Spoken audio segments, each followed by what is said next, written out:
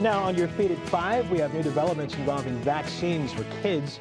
The CDC is expected to review Pfizer's vaccine for kids ages 5 to 11 tomorrow.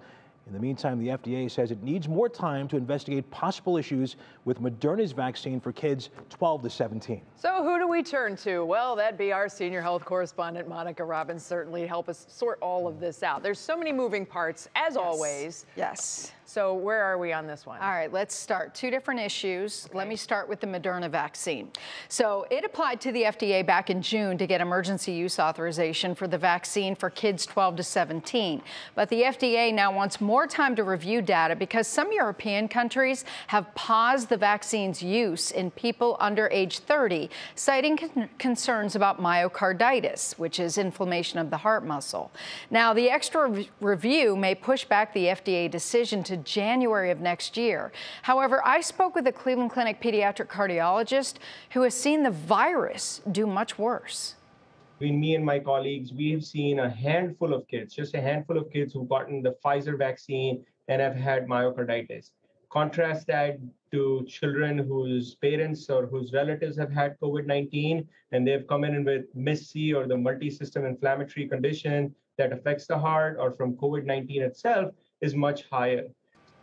Now, the second topic is about the Pfizer vaccine. On Friday, the FDA ruled to allow emergency use authorization for a smaller dose of the Pfizer vaccine in children 5 to 11. Now, tomorrow, CDC panel will take up the issue of the Pfizer vax for kids, and possibly later this week, the CDC could sign off on kids getting vaccinated with the Pfizer shot.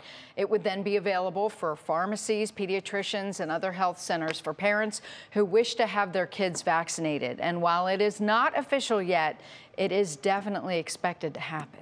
Definitely. It's funny, these ages keep changing, 11 to 17, 12 to 17, whatever. Got to keep track of all this stuff. Yes. It does get confusing. Now, this is the time where a lot of companies, a lot of organizations are requiring vaccines. I know Metro's ended recently. What's the vaccination rate there? Yeah, Metro actually just released data that they are 99% of their employees are now vaccinated against COVID. They mandated vaccines for employees, you'll recall, a couple of months ago. Now, Cleveland Clinic tells me they're at 80%, and universities, hospitals, has yet to share the vaccination status for their staff. They've not told us at all, but, you know, Clinic is 80%. And obviously, the clinic and UH are still waiting on guidance from the federal government about the mandate that the federal government had initially instituted. So we're just waiting to see what they do, but they're already on par. And back to the vaccines for the kids, the Pfizer vaccine will be coming out. Yeah, that's what everybody's anticipating. The CDC will likely approve the Pfizer vaccine for kids 5 to 11 this week. Okay. And, the doctor did mention the Pfizer vaccine and myocarditis in some kids. There have been studies done that both Pfizer and Moderna, there was a risk in kids, but it seems to go lower when the kids are younger. Interesting. Yeah.